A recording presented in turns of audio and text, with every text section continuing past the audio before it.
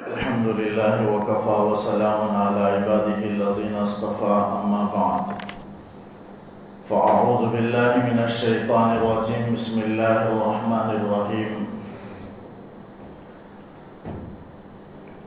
ولا تقولن لشيء إني فاعل ذلك غدا إلا أن يشاء الله وَاذْكُرْ رَبَّكَ إِذَا نَسِيتَ وَقُلْ عَسَىٰ أَن يَهْدِيَنِ رَبِّي لِأَقْرَبَ مِنْ هَٰذَا رَشَدًا۔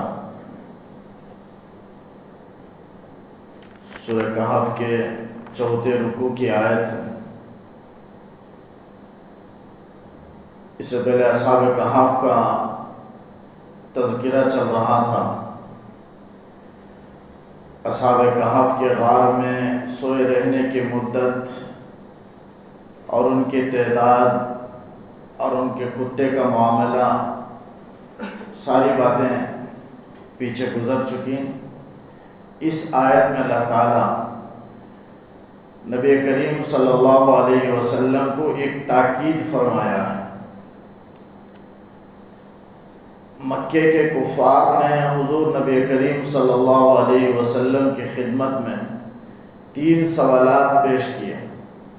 ایک سوال تو یہ تھا کہ روح کی کیا حقیقت ہے، اور دوسرا سوال تھا اصحاب کہف کون تھے، وہ چند نوجوان کون ہیں جو گزشتہ زمانے میں بھاگ کر اپنے ایمان کی حفاظت کے لیے چلے گئے تھے اور روپوش ہو گئے تھے، اور تیسرا سوال تھا وہ کون شخص تھا جس نے پوری دنیا کا سفر کیا ہے، وہ کون سا بادشاہ تھا۔ ذوالقرنین مراد ہیں۔ یہ 3 سوالات آپ صلی اللہ علیہ وسلم سے کیے گئے تھے۔ اس کے بعد آپ صلی اللہ علیہ وسلم نے ان 3 باتوں کا جواب آپ نے دینے کا وعدہ فرمایا کہ میں کل اس کا جواب دوں گا، لیکن آپ صلی اللہ علیہ وسلم سے ایک معمولی سی بات ہو گئی کہ انشاءاللہ آپ نے نہیں فرمایا، تو آپ سے رہ گیا تھا۔ تو پھر اللہ تعالیٰ نے اس کی تاکید میں 15 دن تک اللہ نے وحی نازل نہیں فرمائی۔ یہاں تو آپ نے وعدہ فرما لیا کفار سے کہ کل بتاؤں گا۔ آپ کو یہ امید تھی کہ کوئی بھی سوال کرتا ہے تو اس کے جواب میں اللہ تعالیٰ آیات نازل کرتے ہیں اور آیات کے ذریعے سے ان کا جواب دے دیا جاتا ہے، اطمینان کر دیا جاتا ہے۔ لیکن اصحاب کہف کا سوال کیے ہیں اور اللہ تعالیٰ آیات نازل کرے گا، میں کل ان کا جواب دے دوں گا۔ اس نیت سے آپ صلی اللہ علیہ وسلم نے ان سے وعدہ فرمایا کہ کل اس کا جواب دوں گا، لیکن آپ صلی اللہ علیہ وسلم انشاءاللہ کہنا بھول گئے تھے۔ تو پھر 15 دن تک اللہ تعالیٰ نے آیت نازل، وحی کا سلسلہ بند ہو گیا، گویا یہ آپ کے لیے تنبیہ اور تاکید تھی۔ تو تاکید کے بعد اللہ نے پھر آیات نازل فرمائی، ان کا جواب اللہ نے سورہ کہف کی صورت میں اللہ نے نازل کیا، اور اس میں ان کے 2 سوالات کا، پورے سوالات کا اللہ نے جواب عطا فرمایا اور تنبیہ کی حضرت جبرائیل امین علیہ السلام کے ذریعے سے۔ ادھر کل وحی نازل نہ ہونے پر آپ صلی اللہ علیہ وسلم پریشان تھے، اور کفار مکہ کو آپ پر ہنسنے کا اور آپ کا مذاق اڑانے کا موقع مل گیا کہ وحی نازل نہیں ہو رہی ہے۔ پوچھے کل جواب دوں گا بولا، اور ابھی تک آپ نے جواب ارشاد نہیں فرمایا، ادھر ہنس رہے، مذاق اڑا رہے ہیں، اور آپ صلی اللہ علیہ وسلم ادھر پریشان ہیں اور وحی نازل نہیں ہوئی۔ 15 دن کے بعد اللہ نے یہ آیت نازل فرمائی، اور آیت میں اللہ تعالیٰ نے تاکید کی ہے کہ آئندہ جب آپ کسی کام کے کرنے کا وعدہ کریں کسی سے، کسی بھی چیز کے معاملے میں، کسی بھی بات کے بارے میں آپ کسی سے بتانے کا وعدہ کریں، تو آپ اس کے ساتھ اللہ کی مشیت کو کہیں، ملا لیں۔ اللہ کی مشیت کے بغیر، یعنی انشاءاللہ کہے بغیر آپ نہ کہیں۔ تو اللہ نے آیت نازل فرمائی۔ تو 15 دن کے بعد اللہ تعالیٰ آیت نازل کر کے تاکید کے ساتھ، وہ گویا وحی کا جو بند ہونا ہے یہ آپ کی تاکید کے لیے ہے۔ اس کے بعد اللہ نے آیت نازل فرمایا وَلَا تَقُولَنَّ لِشَيْءٍ، ہرگز آپ کسی بھی بات کے سلسلے میں ہرگز یہ نہ کہیں کہ اِنِّی فَاعِلٌ ذَلِكَ غَدًا، کہ میں یہ کام کل کر دوں گا، إِلَّا أَن يَشَاءَ اللَّهُ، مگر یہ کہ اللہ کی مشیت اس کے ساتھ ملا ہے۔ تو آدمی کو کوئی بھی کام، غد سے مراد یہ نہیں سمجھنا ہے، غد کے معنی کل کے ہیں، تو کل سے یہ نہیں سمجھنا ہے کہ صرف کل ہے۔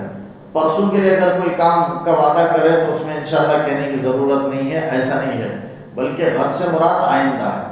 آئندہ آدمی کوئی بھی کام کا ارادہ کرے مستقبل کے سلسلے میں، انشاءاللہ کا تعلق ماضی سے نہیں۔ بہت سے لوگوں کو معلوم نہیں ہوتا کہ کون سے موقع پر کون سا جملہ بولنا ہے، بغیر سمجھے کہ جملے کہتے رہتے ہیں سبحان اللہ، ماشاء اللہ، جبکہ وہ موقع ہی نہیں ہوتا ہے۔ انشاءاللہ بھی کہتے ہیں، ماضی میں جو باتیں گزر چکی ہیں اس کے لیے بھی بعض حضرات انشاءاللہ کہتے ہیں۔ ایسا کہنے کی کوئی ضرورت نہیں۔ آئندہ انشاءاللہ کا تعلق آئندہ سے ہے، مستقبل سے ہے۔ مستقبل میں آدمی کسی کام کے کرنے کا ارادہ کریں یا وعدہ کریں، کسی کو بتائیں تو اس موقع پر انشاءاللہ کہہ لیں، یعنی اگر اللہ نے چاہا، جس کا معنی ہے تو آئندہ کے ساتھ اس کا تعلق ہے، مستقبل کے کام سے اس کا تعلق ہے۔ جب وعدہ کریں یا بتائیں تو اس موقع پر انشاءاللہ کہہ لینا چاہیے۔ اس کی برکت یہ ہے کہ اس کی برکت سے اللہ تعالیٰ وہ کام اللہ کی مدد سے، اس کی رحمت سے شامل حال ہوتی ہے اس کام میں، اور پھر وہ کام پورا ہو جاتا ہے، انجام تک پہنچتی ہے۔ لہذا انشاءاللہ کی برکت ہے۔ اگر نہ کہے تو جو نہیں کہنے والا ہے وہ خسارہ اور نقصان میں رہے گا، ہو سکتا ہے کہ اس کا وہ کام نہ بھی ہو۔ اس لیے اللہ کی مشیت کو، آدمی کو بھروسہ نہیں کہ کل آدمی رہے گا یا نہیں رہے گا، اور وہ کام کر پائے گا یا نہیں کر پائے گا۔ اس لیے اللہ کی مشیت کو ساتھ جوڑ لیں، اور اللہ تعالیٰ کی مشیت اگر شامل حال رہے گی تو انشاءاللہ آدمی کام کر سکتا ہے۔ تو ایسے جملے بولنے کی عادت زبان پر رکھنا چاہیے۔ اب انشاءاللہ کا کیا حکم ہے، یعنی اس کا کہنا کیا فرض ہے، اتنی تاکید کے ساتھ نبی کو حکم ہو رہا ہے کہ ہرگز نہ کہیں کوئی بات مگر انشاءاللہ کے ساتھ۔ تو اس سے بظاہر معلوم ہوتا ہے، لیکن آپ صلی اللہ علیہ وسلم کو وہ تاکید ہے، بلکہ پوری امت کو تاکید ہے۔ لیکن انشاءاللہ کے سلسلے میں حکم یہ ہے کہ انشاءاللہ بات کے ساتھ جوڑنا یہ مستحب ہے، کوئی واجب اور فرض نہیں ہے۔ جیسے آدمی فرض چھوڑ دے یا واجب چھوڑ دے، اس کا جو گناہ ہو اس طرح کا گناہ تو نہیں ہوگا۔ کہہ لینا مستحب ہے، کہے گا تو فائدہ مند رہے گا اور ثواب بھی پائے گا، انشاءاللہ کہنے کا ثواب اسے حاصل ہوگا۔ بہرحال وہ کام بھی انجام تک پہنچے گا۔ یہ انشاءاللہ کہنے کی برکت ہے، حکم کے اعتبار سے یہ مستحب ہے، کوئی فرض اور واجب نہیں ہے۔ اس کا مطلب یہ نہیں ہے کہ نہیں کہنا چاہیے، بلکہ ضرور کہیں، مستحب ہے، فائدہ ہوگا اور ثواب حاصل ہوگا۔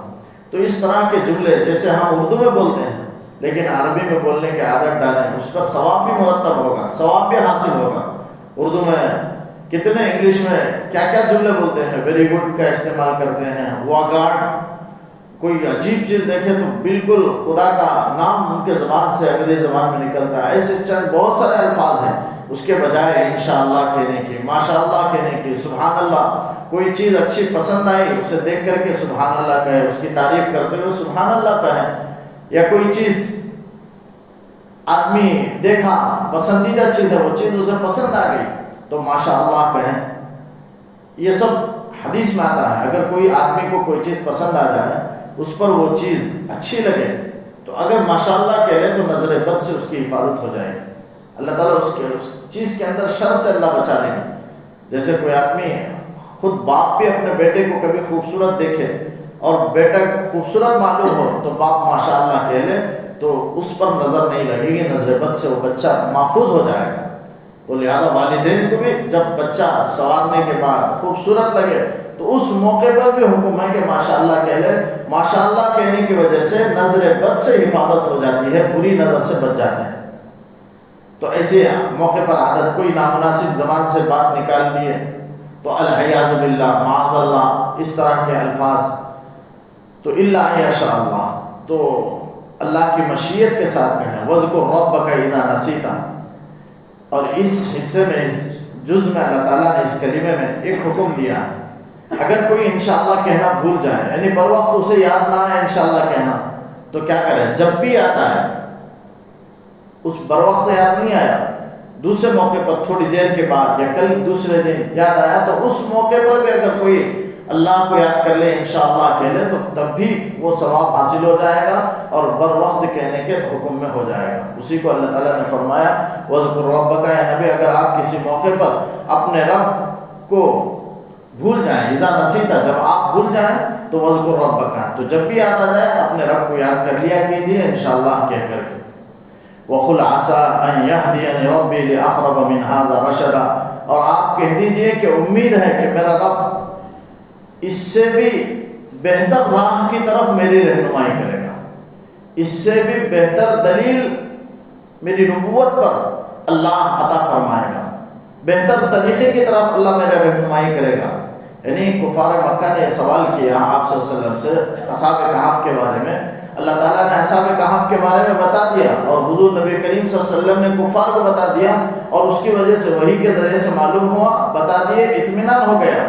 تو آپ صلی اللہ علیہ وسلم کو گویا اس آیت کا مفہوم اور مطلب یہ ہے، کہا جا رہا ہے کہ اے نبی آپ ان سے کہیے کہ یہ اصحاب کہف کا واقعہ کوئی عجیب نہیں ہے، بس اللہ نے میرے اوپر نازل فرمائی، میں نے تم کو بتا دیا، تم کو اطمینان ہو گیا، لیکن تمہارے پاس ایک بہت عجیب واقعہ ہے، لیکن اللہ کے اعتبار سے بھی کوئی عجیب واقعہ نہیں، اور میری نبوت کی دلیل کے لیے بھی کوئی عجیب بڑی دلیل نہیں ہے، کوئی عجیب واقعہ نہیں ہے۔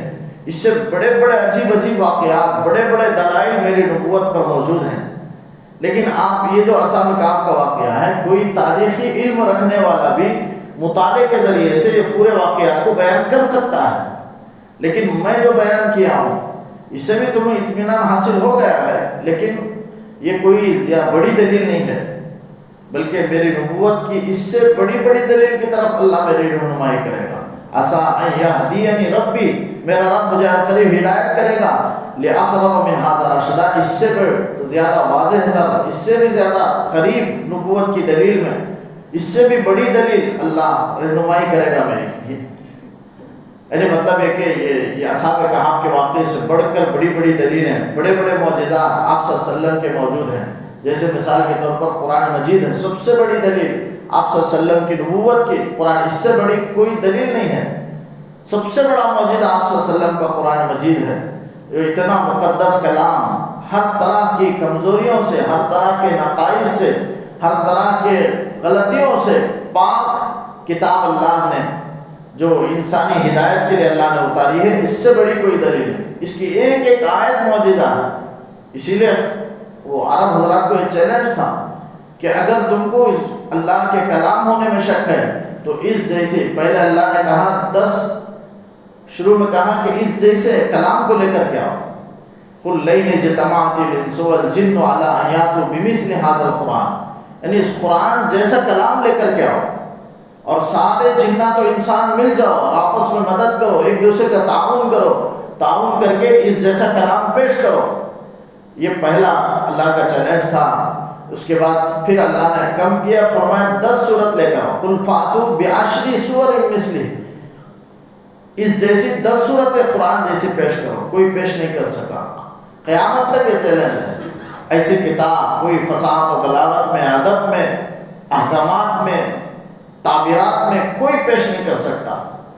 پھر اللہ تعالیٰ نے کہا ایک سورت بنا کر لاؤ، قُلْ فَأْتُوا بِسُورَةٍ مِّن مِّثْلِهِ، اس قرآن جیسی، سورہ کوثر ہی صحیح، چھوٹی سورت ہے سب سے قرآن مجید کی سورہ کوثر، اس جیسی چھوٹی سورت ہی اس جیسی بنا کر کے پیش کرو، لیکن سب عاجز رہے، کوئی بنا کر نہیں، کوئی آج تک بنا نہیں سکا۔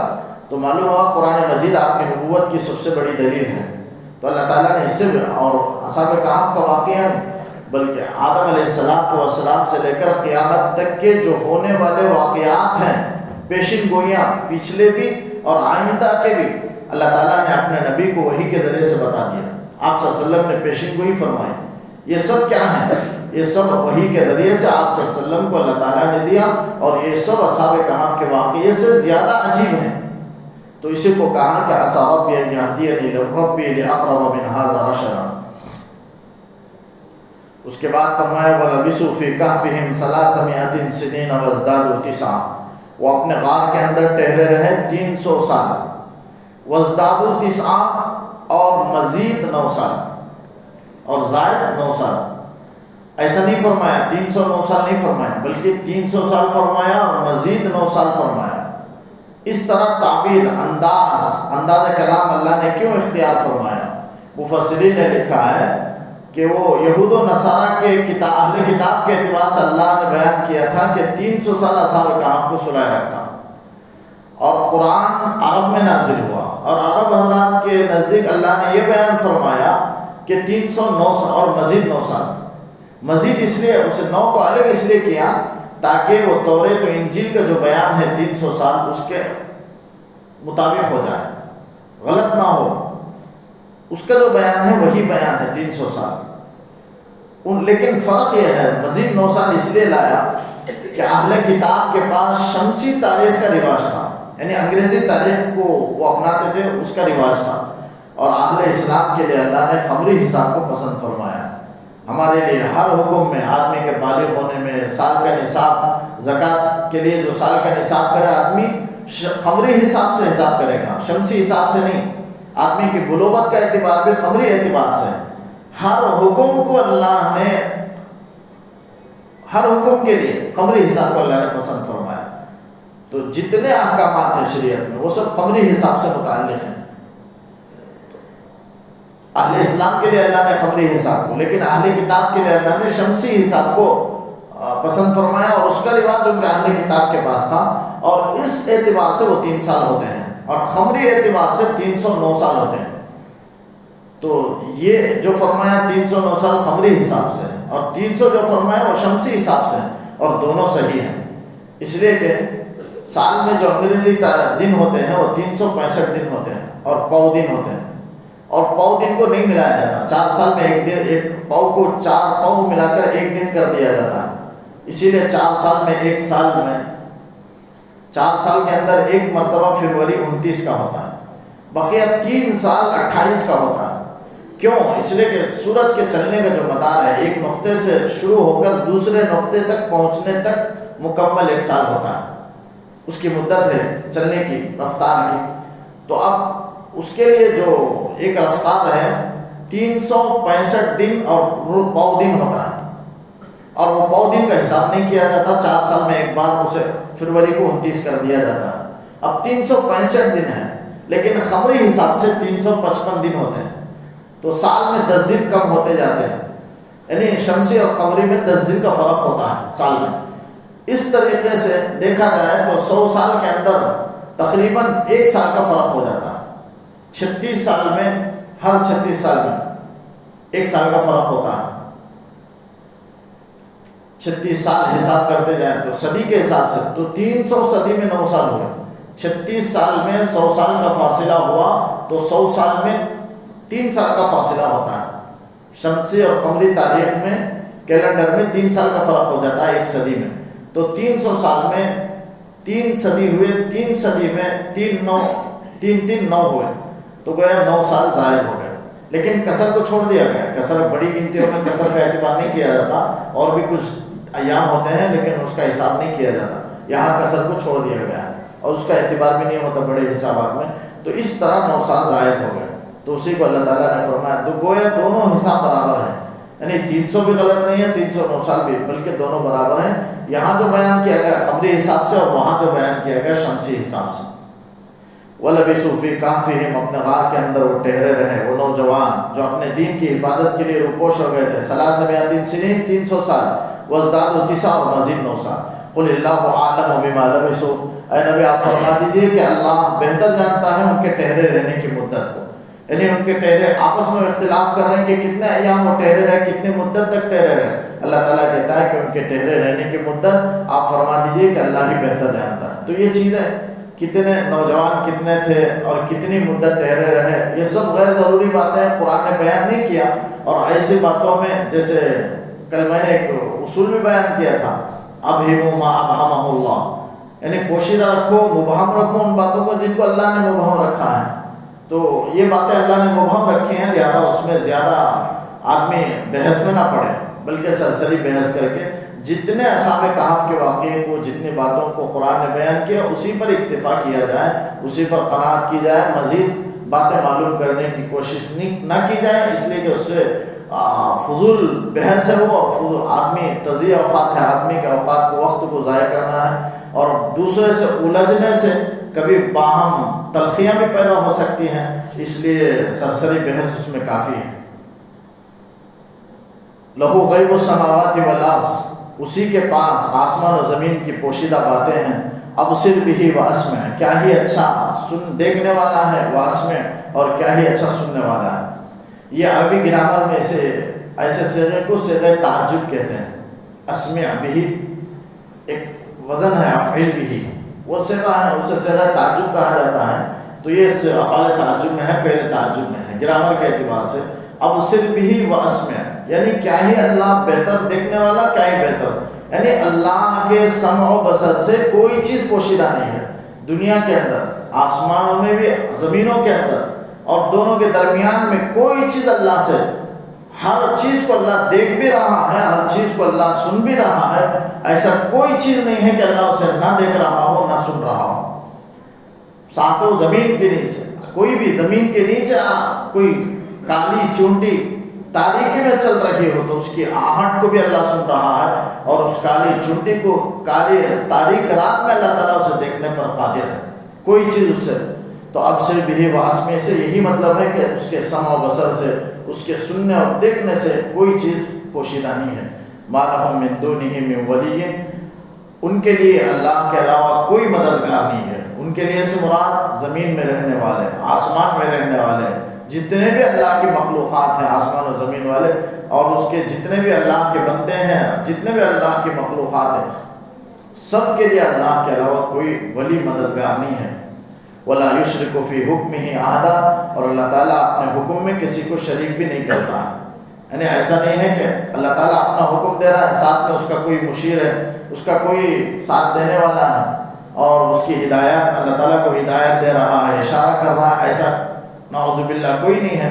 جیسے اس سے پہلے صورت میں اللہ تعالیٰ نے ختم فرمایا کہ وَلَمْ يَكُنْ لَهُ شَرِيكٌ فِي الْمُلْكِ، ملک میں، بادشاہت میں بھی اس کا کوئی شریک نہیں.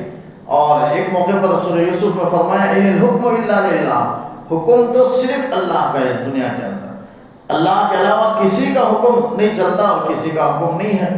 تو وہی مفہوم ہے یہاں بھی، وَلَا يُشْرِكُ فِي حُكْمِهِ أَحَدًا، اپنے حکم میں اللہ تعالیٰ کسی کو شریک نہیں کرتا. ایسا نہیں ہے کہ اللہ تعالیٰ بھی حکم کر رہا ہے اور اس کے ساتھ حکم دینے میں کوئی دوسرا بھی شریک ہے، دونوں مل کر حکم کر رہے ہیں. ایسا نہیں ہے، بلکہ اللہ ذات میں بھی اکیلا ہے اور اس کے اپنے حکم میں بھی وہ اکیلا ہے. وَاتْلُ مَا أُوحِيَ، یہاں تک 26 آیات ہوئی ہیں، اور ان اصحاب کہف کے واقعے کو اللہ تعالیٰ نے 26 آیات میں بیان فرمایا. شروع کی جو 8 آیات ہیں اس میں قرآن کی اللہ نے اپنی تعریف فرمائی، قرآن کی تعریف فرمائی، کائنات کو پیدا کرنے کا مقصد بیان فرمایا، پھر اس کا کائنات کا نتیجہ کیا ہوگا اللہ نے اسے بیان فرمایا ان 8 آیات میں، اور حاملین قرآن کی کیا ذمہ داری ہے وہ اللہ نے درمیان وہ 8 آیات میں بیان فرمائی. اس کے بعد 90 آیت سے ہم حسبت ان اصحاب الکہف والرقیم سے 90 آیت سے 26 آیت تک کل 18 آیتوں میں اللہ تعالیٰ نے اصحاب کہف کے واقعے کو بیان کیا. اس کے بعد اللہ تعالیٰ کہتا ہے وَاتْلُ مَا أُوحِيَ إِلَيْكَ مِن كِتَابِ رَبِّكَ، اے نبی آپ تلاوت کیجئے، پڑھ کر سنا دیجئے ان باتوں کو جو آپ کی طرف وحی کے ذریعے سے نازل کی جا رہی ہیں آپ کے رب کی کتاب میں سے، آپ کے رب کی جانب سے جو وحی کے ذریعے سے سنائی جا رہی ہیں آپ پڑھ کر سنا دیجئے. یعنی اس آیت میں بتایا گیا کہ آپ کی فرض منصبی صرف دوسروں تک بات پہنچا دینا ہے. زبردستی کھینچ کر ہاتھ پکڑ کر مسجد کی طرف لانا زبردستی دین کے اندر نہیں ہے، لا اکراہ فی الدین، بلکہ فرض آدمی کی ذمہ داری اور حضور نبی کریم صلی اللہ علیہ وسلم کی فرض منصبی کیا ہے؟ کام، دعوت دے دینا، بات پہنچا دینا، یہ صرف آپ کی ذمہ داری ہے. کلام پاک پڑھ کر سنا دینا، اللہ تعالیٰ کی وحی کو، اس کے احکامات کو بتا دینا اور مطلع کر دینا، یہ آپ کی ذمہ داری ہے. اس آیت میں اسی کو بیان کیا گیا وَاتْلُ مَا أُوحِيَ إِلَيْكَ مِن كِتَابِ رَبِّكَ لَا مُبَدِّلَ لِكَلِمَاتِهِ، اس کے کلمات کو کوئی بدلنے والا نہیں. مطلب یہ ہے اے نبی آپ صلی اللہ علیہ وسلم فکر کرتے تھے اور یہ سوچتے تھے کہ اگر مکے کے سردار دین کی مخالفت کرتے رہیں تو دین کو کیسے ترقی ملے گی، یہ آپ صلی اللہ علیہ وسلم سوچتے رہے.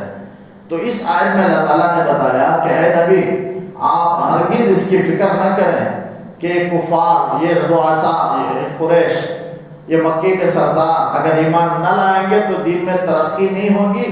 آپ اس کی فکر نہ کریں، دین کو ترقی دینا یہ اللہ کا وعدہ ہے. واللہ متم نورہ، اللہ اپنے نور اسلام کو مکمل کر کے رہے گا، یہ اللہ کا وعدہ ہے. آپ اس کی فکر نہ کریں، آپ ان کی طرف توجہ نہ دیں، آپ اپنا کام دعوت و تبلیغ کا، اللہ کے احکامات کو بندوں تک پہنچانے کا، اس کے وحی کی باتوں کو دوسروں تک پہنچانے کے کام کو آپ انجام دیتے رہیے. آپ اس کی فکر نہ کریں کہ وہ مخالفت کر رہے ہیں، اس لیے کہ مخالفت سے کچھ نہیں ہوگا. ساری دنیا میں اگر اللہ کے دین کو روکنے پر، اس کی باتوں کو بجھانے پر، روکنے پر اگر ساری دنیا کوشش کرے تو لیکن اور اللہ اپنے اس دین اسلام کو مکمل کرنا چاہے تو کوئی اسے روک نہیں سکتا۔ لہذا اللہ تعالیٰ کا وعدہ ہو کر رہے گا، لا مبدل لکلمات، اس کے وعدوں کو، اس کی باتوں کو کوئی بدلنے والا نہیں ہے۔ لہذا آپ اس کی فکر نہ کریں، وَلَن تَجِدَ مِن دُونِهِ مُلْتَحَدًا، اللہ کے علاوہ آپ ہرگز کسی کو پناہ گاہ نہیں پائیں گے۔ یعنی اس حصے میں کیا اللہ تعالیٰ نے فرمایا، اے نبی ولو بالفرض، ہرگز آپ ایسا نہیں کر سکتے۔ آپ صلی اللہ علیہ وسلم دلائل شرعیہ سے یہ بات ثابت ہے کہ ہرگز آپ خدا کے حکموں کے خلاف نہیں کر سکتے۔ وہ اگر مان لیں، تھوڑی دیر کے لیے مان لیں، فرض کر لیں، یہ محال ہے، لیکن پھر بھی بفرض محال یہ رکھ لیں کہ نبی اگر ان رؤسائے قریش کو خوش کرنے کے لیے اور ان کی اتباع میں کوئی ایسا کام کر لے جو احکام الہی کے خلاف ہو تو تب فرمایا گیا کہ وَلَن تَجِدَ مِن دُونِهِ مُلْتَحَدًا، ایسی صورت میں آپ اللہ کے علاوہ کسی کو پناہ گاہ ہرگز نہیں پائیں گے۔ پناہ لینے کی جگہ تو صرف اللہ کے پاس ہے۔ اگر آپ نبی آپ ان رؤسائے قریش کی اتباع کریں گے جو نفسانی خواہشات کی پیروی کرتے ہیں تو پھر آپ کا کوئی مددگار نہیں ہوگا، آپ کے لیے کوئی پناہ گاہ نہیں ہوگا، آپ بچ نہیں سکیں گے کسی سے۔ یعنی اللہ تعالیٰ نبی کو سخت انداز میں، گرچہ آپ نہیں کر سکتے لیکن بات اس طرح اللہ تعالیٰ پیش کر رہا ہے۔ جیسے دوسرے موقع پر بھی اللہ تعالیٰ نے کہا کہ اگر آپ ان کی اتباع کر کے خواہش نفس کے اگر آپ اتباع کر لیں تو وَلَوْ تَقَوَّلَ عَلَيْنَا بَعْضَ الْأَقَاوِيلِ لَأَخَذْنَا مِنْهُ بِالْيَمِينِ۔ اللہ تعالیٰ کہتا ہے نبی قرآن کے ساتھ اگر آپ ذرا بھی اپنی بات ملا کر پیش کریں یا خواہش نفس کی آپ اتباع کریں تو ہم آپ کو داہنے ہاتھ سے پکڑ کر آپ کی شہرت کو کاٹ دیں گے۔ اللہ تعالیٰ نے کہا لَأَخَذْنَا مِنْهُ بِالْيَمِينِ ثُمَّ لَقَطَعْنَا مِنْهُ الْوَتِينَ، سورہ نوح کی آیت ہے۔ لَقَطَعْنَا مِنْهُ الْوَتِينَ یعنی وتین شہرت کو کہتے ہیں، قطعنا کے معنی کاٹنے کے ہیں، لَقَطَعْنَا مِنْهُ الْوَتِينَ، شہرت کو ہم کاٹ دیں گے داہنے ہاتھ سے، یعنی پوری قوت سے آپ سے انتقام لیں گے۔ یہ مطلب ہے نبی کو اللہ تعالیٰ کہہ رہا ہے، بفرض محال نہیں کر سکتے آپ صلی اللہ علیہ وسلم ایسا، لیکن اللہ تعالیٰ کہتا ہے اگر آپ کر لیں تو اللہ تعالیٰ آپ کے واسطے سے ساری امت کو یہ حکم ہے کہ کوئی بھی اللہ کے حکم کے خلاف اپنائے گا اللہ کے علاوہ وہ کہیں جائے پناہ نہیں پائے گا، پناہ گاہ نہیں پائے گا۔ وَاصْبِرْ نَفْسَكَ مَعَ الَّذِينَ يَدْعُونَ رَبَّهُمْ بِالْغَدَاةِ وَالْعَشِيِّ۔ اللہ تعالیٰ نے اس آیت میں، اس آیت کے شان نزول میں اختلاف ہے، بے شمار باتیں ہیں کہ نازل ہونے کی کیا وجہ، سبب کیا ہے جسے شان نزول کہتے ہیں، یہ آیت کیوں نازل ہوئی۔ مفسرین نے لکھا ہے کہ اوینا ایک شخص تھا جو مکے کا سردار تھا۔ حضور نے ایک مرتبہ حضور نبی کریم صلی اللہ علیہ وسلم کی خدمت اقدس میں حاضر ہوا، آپ صلی اللہ علیہ وسلم کے ساتھ فقراء صحابہ بیٹھے ہوئے تھے، آ کر واپس جانے لگا اور آپ صلی اللہ علیہ وسلم سے کہنے لگا کہ اے نبی صلی اللہ علیہ وسلم، ہم آپ کی بات سننے اور آپ کے پاس آنے کے لیے یہی صحابہ ہمارے لیے مانے ہیں۔ وہ صحابہ خستہ حال تھے، ان کی حیات فقیرانہ حیات تھی، اور یہ آ کر کہنے لگا کہ ان صحابہ کی وجہ سے ہم آپ کے پاس آپ کی خدمت میں حاضر نہیں ہوتے، اگر آپ کی مجلس سے ان فقراء صحابہ کو آپ ہٹا دیں یا ہمارے لیے الگ مجلس مقرر کر دیں تو ہم آپ کی بات کو سننے کے لیے تیار ہیں۔ تو اللہ تعالیٰ نے فوراً آیت نازل فرمائی وَاصْبِرْ نَفْسَكَ مَعَ الَّذِينَ۔ ایک دوسرا شان نزول بعد میں حضرت عبداللہ بن عباس رضی اللہ عنہ یہ شان نزول بیان کرتے ہیں کہ ایک صحابی، ایک شخص ہے امیہ ابن خلف جہمی، وہ آیا اور آ کر نبی کریم صلی اللہ علیہ وسلم سے کہنے لگا کہ آپ کے پاس ہمیشہ فقراء صحابہ رہتے ہیں، آپ ان کو الگ کر دیں، آپ جو مالدار حضرات ہیں ان کو اپنے ساتھ لے لیں، اور وہ لوگ اگر آپ پر ایمان لے آئیں گے تو آپ کے دین کو ترقی ملے گی۔ یہ اس نے مشورہ دیا تو فوراً اللہ نے آیت نازل فرمائی۔ تو یہ دو شان نزول بطور خاص مفسرین نے بیان فرمائے، اس پر دونوں بھی مراد ہو سکتے ہیں، دونوں موقع پر اللہ نے آیت نازل فرمائی ہو، ایسا بھی ہو سکتا ہے اللہ نے فرمایا جس میں اللہ نے اپنے نبی کو حکم دیا وَاصْبِرْ نَفْسَكَ مَعَ الَّذِينَ، آپ اپنے آپ کو پابند رکھیے بیٹھنے کا ان لوگوں کے ساتھ جو اپنے رب کو پکارتے ہیں، يَدْعُونَ رَبَّهُمْ بِالْغَدَاةِ وَالْعَشِيِّ، صبح شام، جو بھی صبح شام اپنے رب کو پکارتے ہیں آپ ان کے ساتھ اپنے آپ کو بیٹھے رہنے کا پابند کیجیے، يُرِيدُونَ وَجْهَهُ، جو اللہ کی رضا کو چاہتے ہیں۔ یعنی صحابہ کرام جو عمل کرتے ہیں، ایک تو صبح شام ذکر اللہ کی یاد میں مصروف رہتے ہیں، اور دوسرا ہے کہ ان کا ہر کام اللہ کی رضا کے لیے ہوتا ہے صحابہ کرام کی، یریدون وجہ. تو اس لیے اللہ نے ان کے ساتھ ہونے کا، رہنے کا اللہ نے حکم فرمایا. تو اللہ تعالیٰ ان کے ساتھ ہونے کی ایک وجہ بیان فرمائی، یہ صحابہ کے ساتھ اپنے آپ کو ہمیشہ ان کے ساتھ بود و باش رکھیے، اٹھنا بیٹھنا، ان سے مشورہ لینا، ان کی امداد سے کام کا ہونا، آپ اس کو برقرار رکھیے. یہ حکم اللہ نے کیوں دیا؟ اللہ تعالیٰ نے فرمایا کہ اس لیے کہ ان کے دل اللہ کی یاد میں مصروف رہتے ہیں، اور ان کا ہر کام، ان کا ہر عمل اللہ کی رضا جوئی کے لیے ہے. اور یہ جو حالت ہے، یہ حالت اللہ کی مدد کو، اس کی نصرت کو، اس کی رحمت کو کھینچ کر لانے والی ہے. اس لیے آپ ان کے ساتھ رہیں. وَلَا تَعْدُ عَيْنَاكَ عَنْهُمْ، اور ان سے اپنے توجہ کو آپ نہ ہٹائیے. وَلَا تَعْدُ عَيْنَاكَ، ہٹنے نہ پائے آپ کی آنکھیں ان سے، یعنی آنکھ سے مراد توجہ ہے، آپ کی توجہ ان سے ہٹنے نہ پائے. تُرِيدُ زِينَةَ الْحَيَاةِ الدُّنْيَا، دنیاوی زینت کا خیال کرتے ہوئے، ارادہ کرتے ہوئے نبی کو اللہ تعالیٰ حکم دے رہا ہے. یعنی اس آیت میں اللہ تعالیٰ نے کہا کہ ان رؤساء قریش، جو قریش کے جو کفار سردار ہیں، آپ ہرگز ان کی بات نہ مانیے، ان کے مشورے کو قبول نہ کیجیے. کیوں؟ اللہ تعالیٰ نے فرمایا، وہی حکم دے رہا ہے کہ وَلَا تُطِعْ مَنْ أَغْفَلْنَا قَلْبَهُ عَنْ ذِكْرِنَا، ان کے آپ ہرگز ایسے کی اطاعت نہ کرے جن کے دل کو ہم نے غافل کر رکھا اپنی یاد سے. اپنی یاد سے مراد قرآن مجید سے، یعنی قرآن پر ایمان نہیں لا رہے ہیں اور قرآن سے وہ بالکل ہٹے ہوئے اور غافل ہیں. تو جن کو ہم نے اپنی یاد سے غافل کر رکھا، آپ ان کی اتباع اطاعت نہ کریں. وَاتَّبَعَ هَوَاهُ، اور یہ تو اپنے خواہشات کی اتباع کرنے والے ہیں. جو اویینہ ہے سوال کرنے والا، اگر امیہ ہے، یہ تو اپنے خواہش نفس کی اتباع کرنے والا ہے. وَاتَّبَعَ هَوَاهُ، اس نے تو خواہش نفس کی اتباع کر رکھی ہے. وَكَانَ أَمْرُهُ فُرُطًا، اور اس کا معاملہ تو حد سے بڑھ گیا. قرآن کہتا ہے، نبی کو اللہ تعالیٰ تاکید کر رہا ہے، ان کی بات، ان کے مشورے کو آپ قبول نہ کریں، بلکہ آپ انہی فقراء صحابہ کے ساتھ رہیں. اس لیے کہ یہ لوگ ایسے ہیں کہ ان کے یاد اللہ کے ذکر سے غافل ہیں، اور یہ بالکل ان کا کوئی کام اللہ کی رضا کے لیے نہیں، بلکہ یہ سب خواہش نفس کی اتباع کرنے والے ہیں. اس لیے آپ ان سے جدا رہیں. اور یہ حالت جو ہے، اس طرح اللہ کی یاد سے غافل رہنا، یہ حالت اس طرح ہے کہ اللہ کی نصرت کو، رحمت کو، مدد کو یہ دور کرنے والی ہے. اس لیے آپ ان سے دور رہیں. اللہ تعالیٰ نے منع کر دیا. اب سوال ہو سکتا ہے کہ اویینہ نے کہا کہ اللہ کے رسول ہمارے لیے الگ مجلس مقرر کر دیں، تو اس میں کیا خرابی ہے؟ اس میں تو فقراء صحابہ کو مجلس سے اٹھا کر بھیجنا نہیں ہوتا، بلکہ خود حضور نبی کریم صلی اللہ علیہ وسلم ان کے لیے الگ مجلس مقرر کر سکتے تھے. تو مفسرین نے لکھا ہے، اس میں ان سرکش شیطانوں کی، ان مالداروں کی، ان کافروں کی ایک اعزاز و احترام ہے. اس سے صحابہ کرام کی تاخیر ہو جائے گی، اس لیے، اور صحابہ کرام کی دل شکنی ہوگی کہ ان کے لیے اللہ کے رسول صلی اللہ علیہ وسلم نے الگ مجلس مقرر فرمائی. اور دعوت و تبلیغ کا آداب میں سے ہے، اور ایک اصول ہے کہ مالدار میں اور فقیر میں کوئی تمیز نہیں ہونا چاہیے، دونوں میں برابری ہونا چاہیے، دونوں میں کوئی فرق امتیاز نہ ہو. یہی اصول ہے.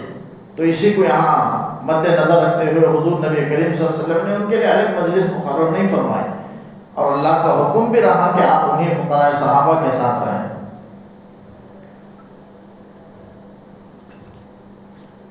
یہاں تک میں اپنی بات کو ختم کرتا ہوں. وقت ہو چکا. اللہ تعالیٰ سے دعا ہے کہ کئی ہوئی سنی باتوں پر کہ سننے سے اللہ تعالیٰ عمل کی توفیق دے، یقین کامل نصیب فرمائے.